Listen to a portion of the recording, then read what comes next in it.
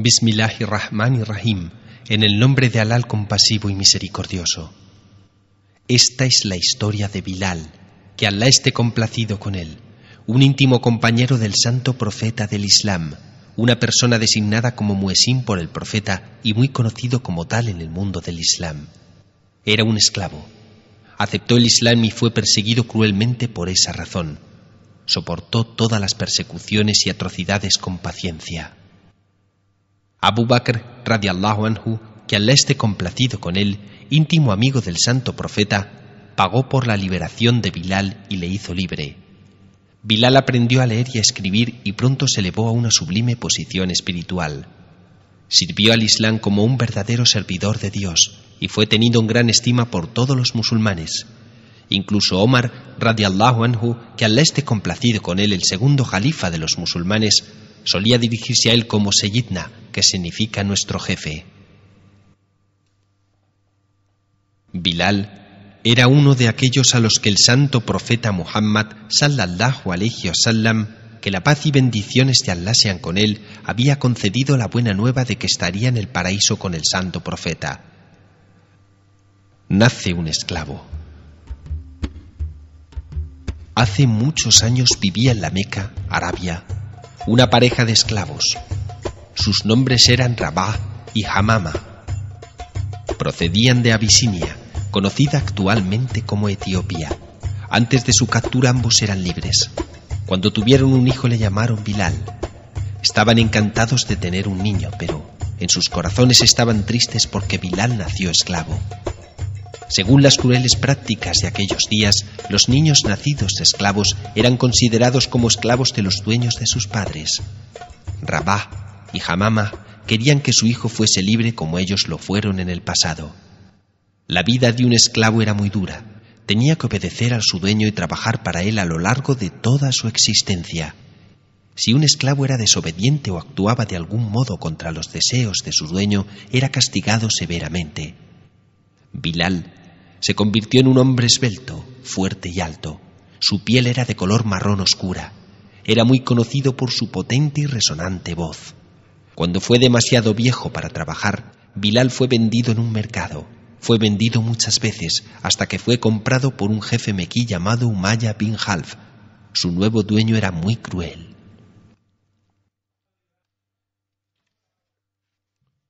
Un día Bilal y algunos otros esclavos estaban sentados junto a la Kaaba mientras sus dueños hablaban entre sí. El santo profeta Muhammad pasó por delante. Parecía dirigirse fuera de la ciudad hacia las colinas circundantes, donde solía rezar en soledad. Los jefes mequíes se burlaron de él. Umayya y Umr bin Hisham, que posteriormente fue conocido como Abu Jahal, le cubrieron de injuria, pero el santo profeta, que la paz y bendiciones de Alá sean con él, siguió caminando de forma digna. Abu Sufyan, uno de los líderes de la Meca, se dirigió a los demás y dijo que Muhammad debería dejar de decir cualquier cosa en contra de sus dioses. Él le dijo a Abu Lahab, un tío del santo profeta que ejercía su influencia sobre su sobrino para que dejase de predicar sobre un solo Dios. En aquella época, el pueblo de Arabia adoraba a ídolos.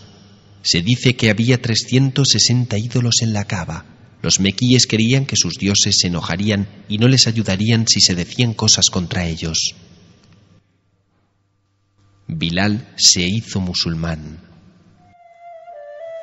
Desde que Muhammad, que la paz y las bendiciones de Alá sean con él, declaró que fue designado por Dios Todopoderoso para hacer que la humanidad volviera a Dios, fue despreciado por los habitantes de la Meca. La nueva fe era el tema de conversación en la ciudad. La gente solía sentarse en sus hogares por las noches y comentar el nuevo mensaje que Muhammad traía.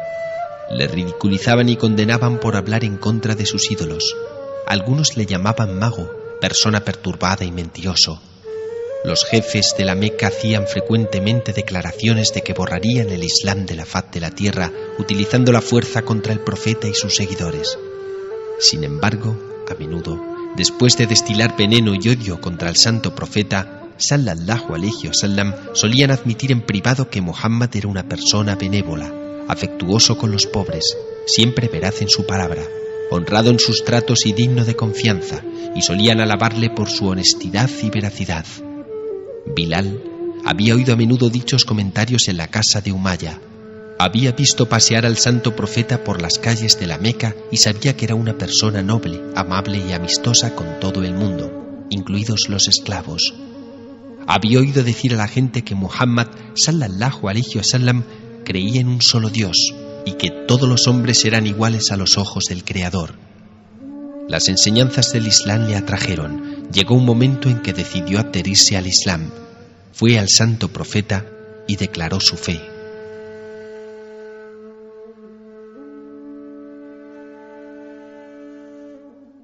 Bilal es perseguido por su fe.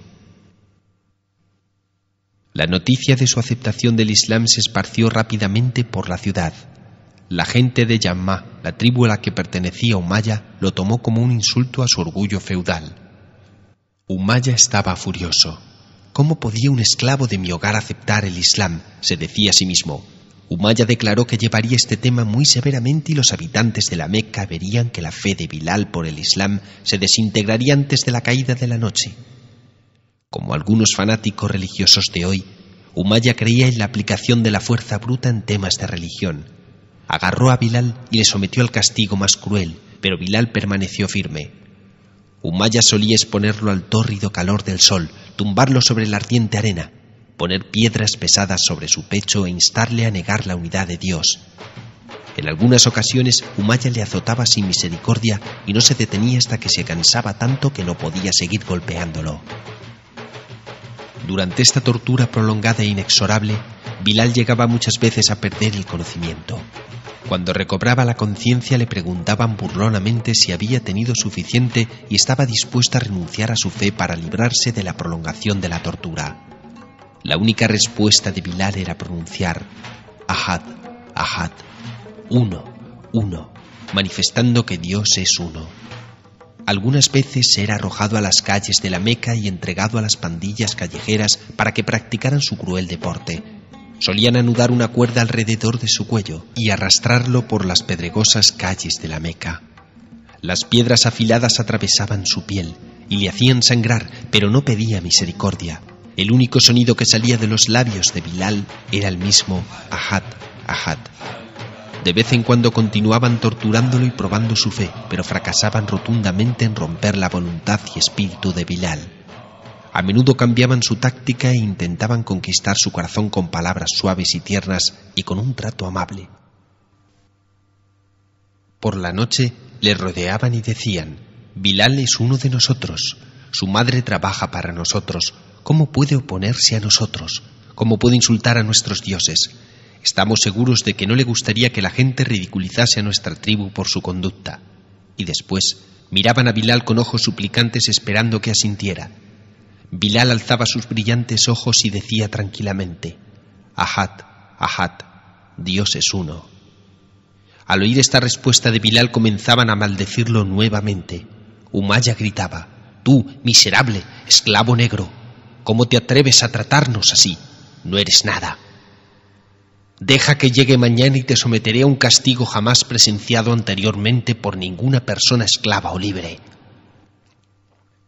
El día siguiente amanecía y Bilal recibía nuevamente un trato cruel. A veces Abu Yahal, el principal enemigo de los musulmanes, participaba en la tortura de Bilal. Este soportaba la tortura alegremente y continuaba afirmando que, habiendo conocido la verdad, no la negaría. El santo profeta Muhammad sallallahu alayhi wasallam tuvo conocimiento del trato cruel que Bilal estaba recibiendo a manos de estas personas y rezaba por él. Una vez dijo a Abu Bakr: ojalá tuviera suficientes medios para comprar a Bilal a su cruel dueño y hacerlo libre. Abu Bakr, que Allah esté complacido con él, oyó esto y decidió comprar la libertad de Bilal. Bilal se encontraba entre las primeras 7 personas que aceptaron el Islam. Al principio la mayoría de los que aceptaron a Muhammad eran pobres y esclavos. Todos ellos eran sometidos a un castigo similar, aunque no tan severo como el de Bilal. Los musulmanes soportaban todo esto con paciencia, porque sus corazones se robustecían por las ganancias recibidas a diario de Dios. Libertad para Bilal. Un día en que Bilal estaba siendo castigado por su dueño Umayya, llegó Abu Bakr. Bilal yacía tumbado bajo una pesada piedra que 3 o 4 personas habían transportado y colocado sobre él. Era una tarde excepcionalmente calurosa. Bilal fue torturado de tal manera que yacía inconsciente y no pudo resistir más. Abu Bakr, que Alá esté complacido con él, reprendió a Umayya diciendo: «¿Estás matando a una persona cuya única falta es decir que Alá es su señor?». Entonces preguntó a Umayya si quería venderle al esclavo. Abu Sufyan también presenciaba la escena. Puso objeciones diciendo que la venta de un esclavo en el transcurso del castigo era contrario a la costumbre mequí. Pero Umayya lo paró en seco diciendo: «Este esclavo es inútil, parece estar muerto. Si Abu Bakr desea comprar su cuerpo, dejémosle». Abu Bakr ofreció un precio. Umayya estaba a punto de acceder cuando observó un ligero movimiento en el cuerpo de Bilal. Por consiguiente, el avaro Umayya elevó el precio al que Abu Bakr había accedido precipitadamente. El trato estaba cerrado y Bilal fue vendido por 5 monedas de plata. Según Bilal era liberado de las piedras y desatado, Umayya dijo a Abu Bakr de forma exultante: «Incluso si hubieses ofrecido una moneda de plata por este desgraciado, lo habría aceptado». Abu Bakr replicó: «Oh Umayya, aunque hubieses solicitado 100 monedas de plata, yo habría accedido felizmente». Bilal era una persona libre. Bilal fue conducido a la casa de Abu Bakr. Estaba tan débil que apenas podía respirar y no sabía lo que le estaba sucediendo. Durante 5 días permaneció desvalido en la cama mientras se utilizaban ungüentos para cicatrizar sus heridas. El tema fue comentado al santo profeta, que la paz y las bendiciones de Alá sean con él. El profeta rezó por él hasta que su fiebre desapareció y estuvo fuera de peligro. Al 6º día pudo levantarse. Bilal y el santo profeta. Al día siguiente, Bilal fue con Abu Bakr a reunirse con el santo profeta, sallallahu alayhi wa sallam. Lágrimas de alegría brotaron de los ojos del profeta cuando vio a Bilal sano y libre. El santo profeta le abrazó con gran afecto y pidió a Bilal que se sentara a su lado. Bilal se sintió extrañado porque, como esclavo, no estaba acostumbrado a un trato tan humano. El mensajero de Dios pronto consiguió que se sintiera cómodo y le instruyó aún más en las enseñanzas islámicas. Dijo a Bilal: «El Islam significa someterse a la voluntad de Alá, y un musulmán debe hacer el bien a la gente de cualquier raza o color, sea rica o pobre». Seyyidna Bilal continuó viviendo con Abu Bakr. Por primera vez en su vida estaba en una casa donde no había sirvientes asustados. Abu Bakr era uno de los más amables y gentiles compañeros del profeta. En una ocasión, Bilal vio llegar a un gato que comenzó a rondar balanceándose a los pies de Abu Bakr. Parecía estar hambriento. Abu Bakr derramó leche en un cuenco y se la dio. Bilal estaba asombrado de ver su amabilidad incluso con los animales. Su anterior dueño habría dado un puntapié al gato alejándolo. De esta forma Bilal aprendió las nobles maneras del Islam. Una vez cuando Bilal agradecía a Abu Bakr la compra de su libertad, Abu Bakr le detuvo y en su lugar dio gracias a Bilal por concederle la oportunidad de hacer una buena obra. Dijo a Bilal que el profeta Muhammad, sallallahu alayhi wa sallam, le había comentado que liberar a un esclavo complace mucho a Dios. Un día Abu Bakr dijo a Bilal que había una nueva tarea por emprender y que debía aprender a leer y escribir. Entonces comenzó a enseñar a Bilal. Este estaba muy ávido de aprender cuanto fuera posible. Se dio cuenta de la importancia de la educación para convertirse en un miembro útil de la siempre creciente comunidad musulmana. Los musulmanes abandonaron la Meca. Los habitantes de la Meca no permitían que los musulmanes vivieran en paz. Al principio no les tomaban en serio y solo los esclavos eran perseguidos, pero cuando el número de musulmanes comenzó a aumentar y los mequíes se dieron cuenta de que el Islam estaba constituyendo una grave amenaza para el orden establecido de la idolatría, hicieron todo lo posible para detener su expansión. No se permitía a los musulmanes declarar que Alá era uno y que era el único digno de adoración. No se les permitía decir que Muhammad era el mensajero de Dios. Los mequíes se oponían a estas afirmaciones diciendo que dichas declaraciones eran un insulto a sus dioses y que sus sentimientos estaban heridos. Ni siquiera se permitía a los musulmanes llamarse a sí mismos musulmanes. Ni siquiera se les dejaba ofrecer sus oraciones. Se dice que Abu Bakr había construido una pequeña mezquita en el patio de su casa donde acostumbraba a rezar y recitar el Santo Corán. Los mequíes se oponían incluso a esto, diciendo que sus mujeres, hijos y demás gente sencilla se influían enormemente por la recitación del Sagrado Corán. Los musulmanes se enfrentaban a una oposición extrema por parte de los mequíes. Sus vidas resultaban muy difíciles. Eran golpeados e incluso matados en las calles de la Meca por expresar sus creencias. Sumaya, madre de Ammar, fue mártir del Islam. Abu Yahal la mató con una lanza. Ni siquiera el santo profeta fue perdonado. Fue insultado repetidamente, incluso atacado y herido en su cuerpo. También se atentó contra su vida. En una ocasión, cuando estaba ocupado en su oración y postrado en el patio de la Kaaba, alguien instigado por Abu Yahal colocó los intestinos de un camello muerto sobre sus hombros.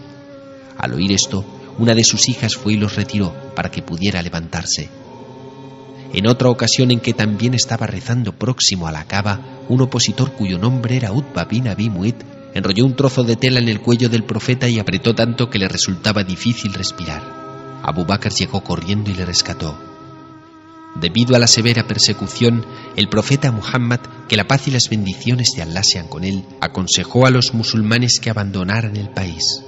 Al 5º año, después de que el santo profeta fuera designado mensajero para la humanidad, algunos musulmanes partieron para Abisinia, país nativo de Bilal, donde gobernaba un noble y justo rey cristiano y donde podían adorar a Dios con tranquilidad. De esta forma, la tierra a la que pertenecía Bilal se convirtió en un santuario para los musulmanes perseguidos. Había 11 hombres y 4 mujeres en el primer grupo de migrantes.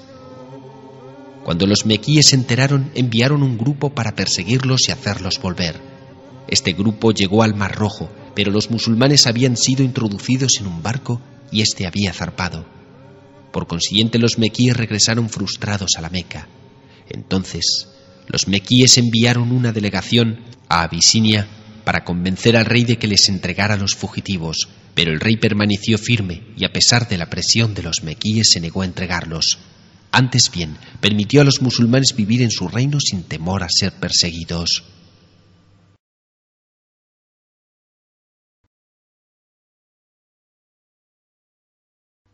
Bilal emigra a Yatrib. El Islam comenzó a extenderse por Yatrib, un oasis situado unas 250 millas al norte de la Meca. Un año algunas personas pertenecientes a una tribu de Yatrib fueron en peregrinación a la Meca. El santo profeta les recibió y les comunicó el mensaje del Islam. Les dijo que Dios era uno y que nadie salvo Dios era digno de adoración. 6 de ellos aceptaron esta fe, regresaron y hablaron a los demás del Islam. Al año siguiente 5 de ellos regresaron y llevaron 7 más con ellos. Los 12 fueron iniciados por el santo profeta, que la paz y las bendiciones de Allah sean con él. Más tarde el profeta envió a un erudito musulmán llamado Musad Umair a predicar a Yatrib. De esa forma el Islam comenzó a florecer en Yatrib y al año siguiente un grupo de 70 personas fue en peregrinación y se acogieron al redil del Islam. Según crecía el número de musulmanes en Yatrib, los musulmanes de la Meca perseguidos comenzaron a emigrar secretamente en pequeños grupos. A Bilal se le hizo responsable de uno de esos grupos que constaba de 6 hombres, 2 mujeres y 3 niños. Comenzaron atravesando a pie las 250 millas de travesía por el desierto hasta Yatrib. Aunque el viaje fue duro y algunos cayeron enfermos, llegaron a salvo a Yatrib con la ayuda de Dios.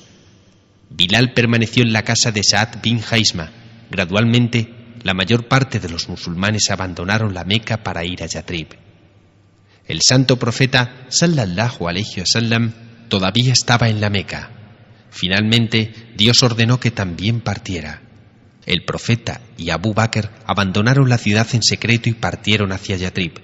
Al enterarse de la noticia, los mequíes se sintieron totalmente frustrados y prometieron una gran recompensa para la persona que capturase al santo profeta y volviera con él. Enseguida muchos grupos salieron en persecución del profeta y Abu Bakr, con la intención de capturarlos y entregarlos a sus jefes, que estaban sedientos de sangre. Los musulmanes de Yatrib se enteraron de que el profeta había abandonado la Meca para dirigirse a Yatrib y le esperaron con ilusión en Yatrib. Finalmente, llegó el día en que les avistaron dirigiéndose hacia la ciudad de Yatrib. Bilal, junto con muchos otros musulmanes jóvenes y viejos, salieron corriendo a saludar al profeta.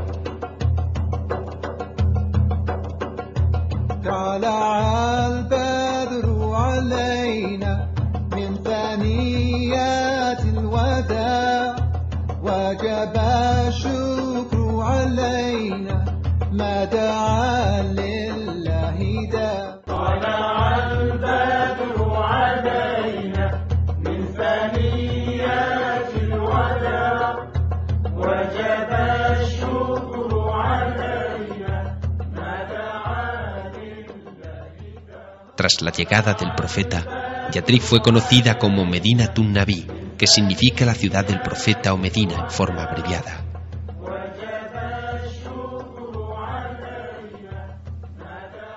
Después de llegar a Medina, lo primero que el profeta Muhammad, que la paz y bendiciones de Allah sean con él, decidió fue construir una mezquita. Esta fue la primera mezquita construida por el profeta. Se construyó en un lugar denominado Quba, que era un suburbio situado a un par de millas de la ciudad. Todo el mundo contribuyó, incluso los niños. Trabajaron mucho para terminar la mezquita lo antes posible. Eran felices con su trabajo, pues lo estaban haciendo en nombre de Dios y su mensajero. Después de una estancia de más de 10 días en Quba, el santo profeta se desplazó a la ciudad principal. En Medina también fue la primera preocupación del profeta la construcción de una mezquita. El profeta Muhammad, que la paz y bendiciones de Allah sean con él, puso la primera piedra, y al igual que en el caso de la mezquita de Quba, sus compañeros trabajaron como constructores y obreros. En algunas ocasiones el profeta también se les unía. La mezquita fue construida con ladrillos y piedra. Un día el santo profeta estaba sentado en la mezquita junto con sus compañeros. Comentaban diversas formas de llamar a los musulmanes a la oración. Algunos sugirieron el uso de una campana al igual que los cristianos. Otros sugirieron el uso de un cuerno como los judíos. Un compañero del profeta, Abdullah bin Said, avanzó y dijo al profeta que había tenido un sueño en el que había oído a una persona llamar a los fieles a la oración. Recitó las palabras que había oído en su sueño. No fue una coincidencia que Umar tuviese también un sueño muy similar. Obviamente era un mensaje de Dios. Por consiguiente, el santo profeta adoptó este método de llamar a los creyentes a la oración. Llamó a Bilal y le nombró el primer muezín en la historia del Islam. Entonces, Bilal se puso de pie y con voz alta y resonante recitó el adán, la llamada a la oración. Allahu Akbar, Allahu Akbar. Allahu Akbar, Allahu Akbar. Ashhadu an la ilaha illallah. Ashhadu an la ilaha illallah.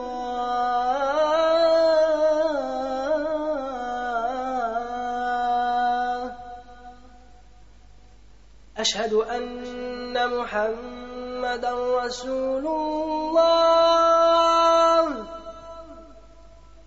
أشهد أن محمدا رسول الله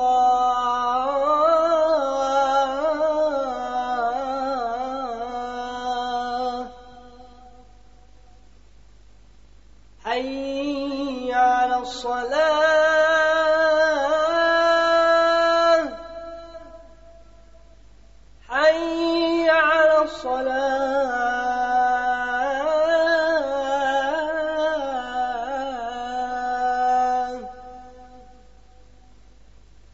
حي على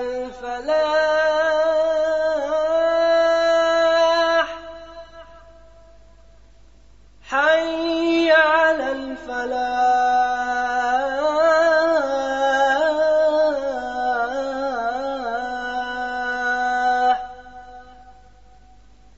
الله أكبر الله أكبر لا إله إلا الله.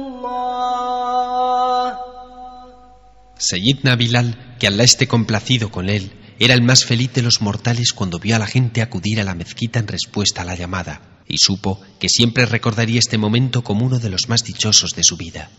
Así pues, Bilal fue conocido como el primer muezín del Islam. La batalla de Badr.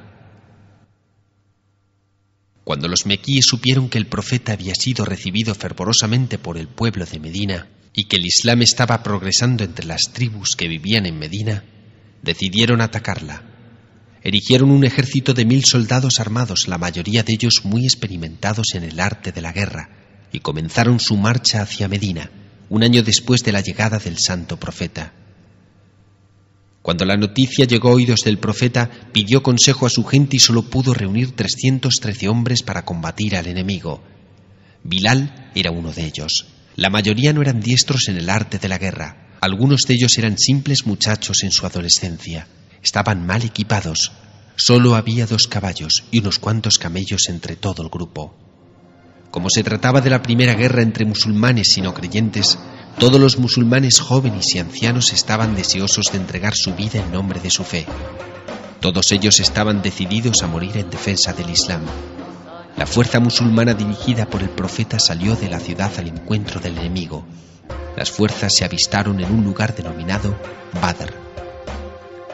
Cuando la batalla casi había finalizado y muchos mequíes se habían rendido, Bilal se encontró cara a cara con Umayya, el hombre que había sido su dueño y le había golpeado hasta casi matarlo. Umayya y su hijo no habían podido escapar. Umayya vio a Abdurrahman bin Auf, soldado musulmán, y le pidió que los protegiera en nombre de su vieja amistad. Abdurrahman se inclinó para hacerlo cuando Bilal gritó a otros musulmanes que Umayya y su hijo no debían ser perdonados. Al escuchar la llamada de Bilal, los guerreros musulmanes se apresuraron en su ayuda y pronto tanto Umayya como su hijo fueron muertos. El santo profeta del Islam había profetizado que los musulmanes ganarían la contienda. De hecho, todo lo que había pronosticado sucedió hasta el más insignificante detalle.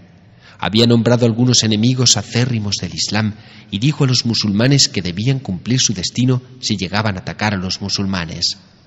Umayya era uno de ellos. Estaba tan intimidado por estas noticias que había decidido permanecer en casa cuando los mequíes marcharon para atacar Medina. Su íntimo amigo Uqba bin Abi Mu'ayt, la persona que solía incitar a Umayya a castigar severamente a Bilal, fue a su casa, arrojó algunos brazaletes delante de él y dijo con voz insultante: «¡Ay de ti! Sé hombre y sal a luchar contra Muhammad y sus seguidores, o ponte estos brazaletes y permanece en casa como las mujeres». Umayya le maldijo y con desgana salió a unirse a las fuerzas mequíes sin saber que la muerte le estaba esperando.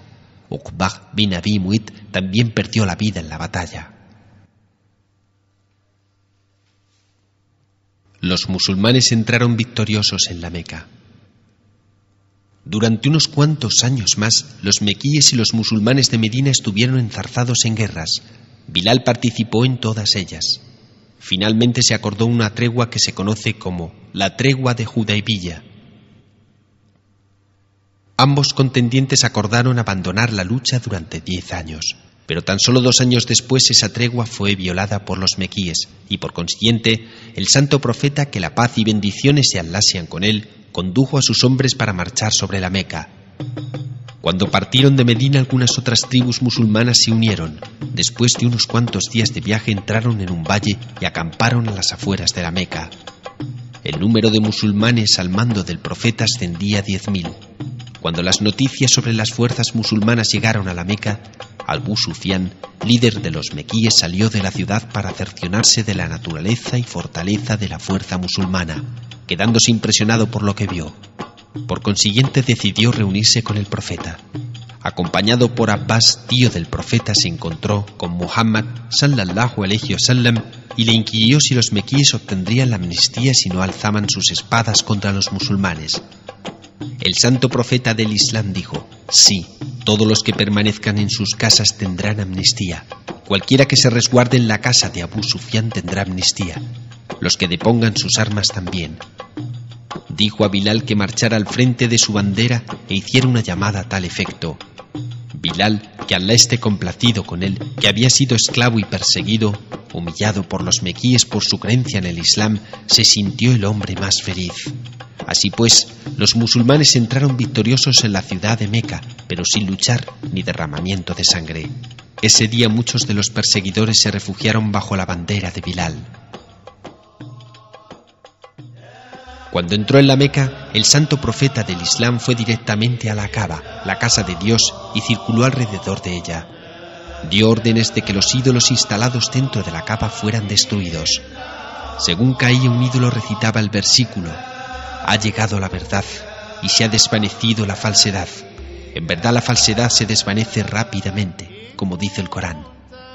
De esta forma la Kaaba fue restituida para su verdadero objetivo, la adoración de un Dios, para lo que fue originalmente diseñada. El santo profeta, que la paz y bendiciones de Allah sean con él, entró en la Kaaba y oró mientras Bilal permanecía en la puerta como guardián. Después el profeta mandó llamar a los líderes de los Quraysh y les preguntó cómo debían tratarlos. Contestaron que sabían que era un hermano generoso y que les tratara como a tal. Ninguna culpa caerá sobre vosotros en este día, dijo. 2 jefes mequíes estaban presentes en el recinto de la Kaaba. Abu Sufyán, que ya había aceptado el Islam, estaba hablando con ellos. Vieron a Bilal limpiar la Kaaba de ídolos. Le conocieron como un esclavo ordinario que apacentaba el ganado de su dueño durante un largo periodo de tiempo. Después de aceptar el Islam, no solo se convirtió en un hombre libre, sino que se le concedió una posición elevada, de confianza y autoridad. Habían presenciado la forma en que el mensaje del Islam de amor y paz había erradicado los males tradicionales de la sociedad y creado la hermandad entre todos los pueblos. Por tanto, decidieron aceptar el Islam. Cuando llegó la hora de la oración, el santo profeta pidió a Bilal que recitase el Adán, la llamada a la oración. Esto mostraría a la gente que esta casa de adoración, construida por el profeta Abraham, había sido restituida para su verdadero objetivo, que es la adoración de un solo Dios. Bilal subió al tejado de la Kaaba. Vio al santo profeta junto con miles de musulmanes esperando oír el Adán. Bilal comenzó la llamada a la oración con el corazón embargado por el sentimiento. Allahu Akbar, Allahu Akbar, Allahu Akbar, Allahu Akbar. Ashhadu an la ilaha illallah. أشهد أن لا إله إلا الله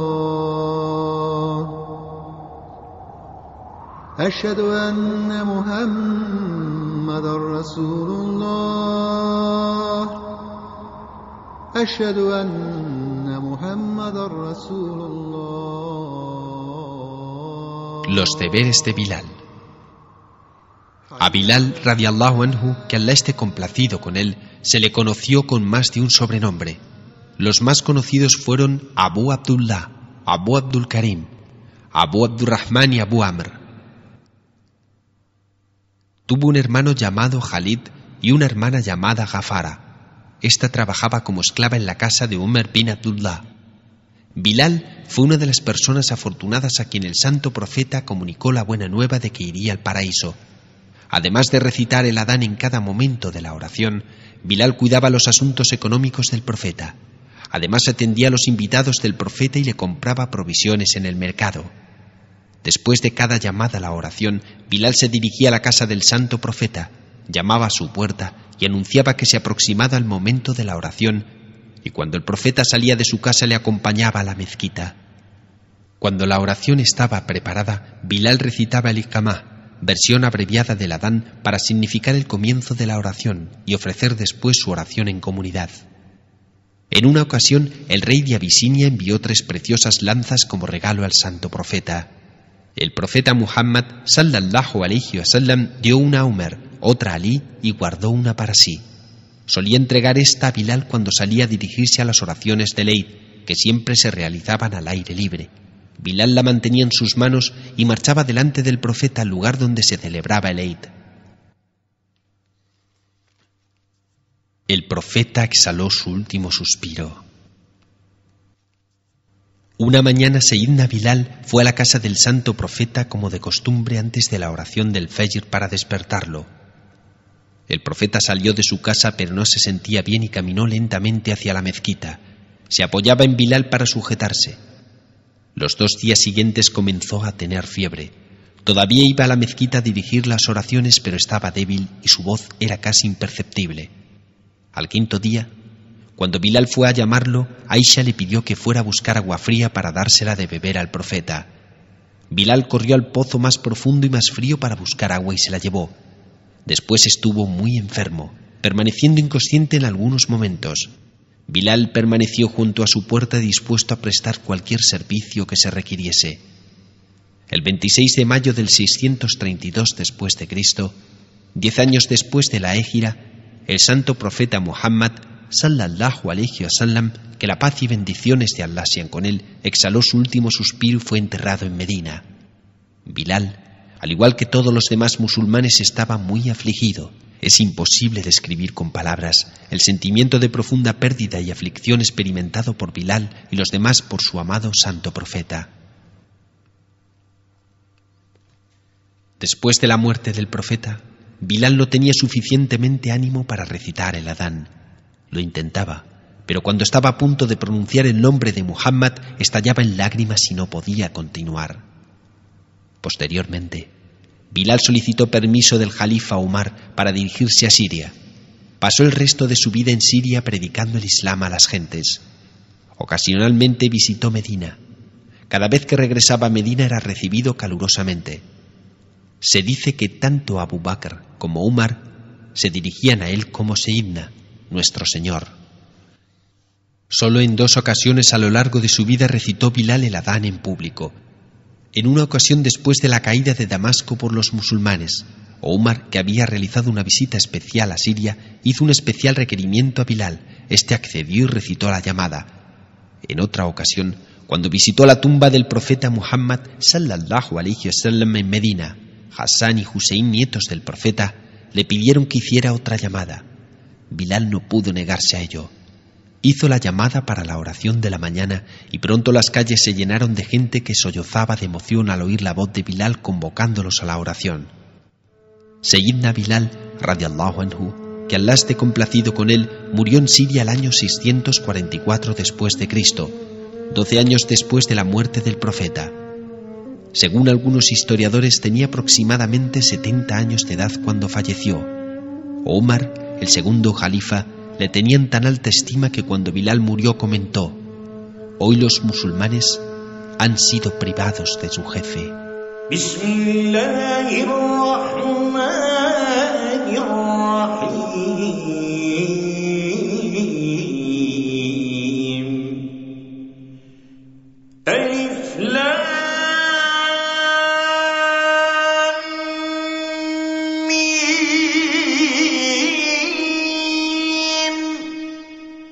ذلك الكتاب لا ريب فيه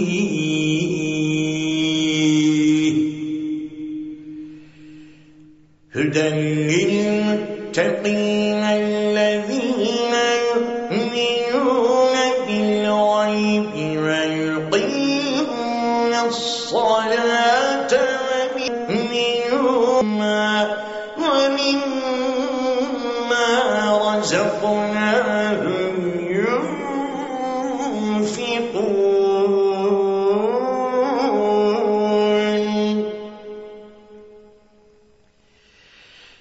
والذين يؤمنون بما أنزل إليك وما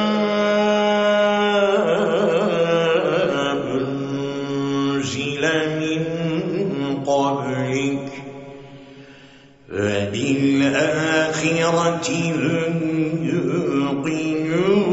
يوقنون أولئك على هدى من ربهم وأولئك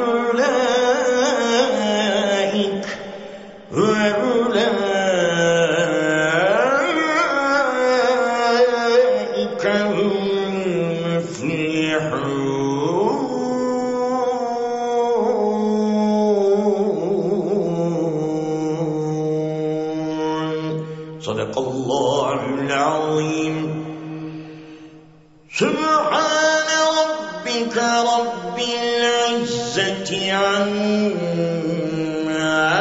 يصفون وسلام على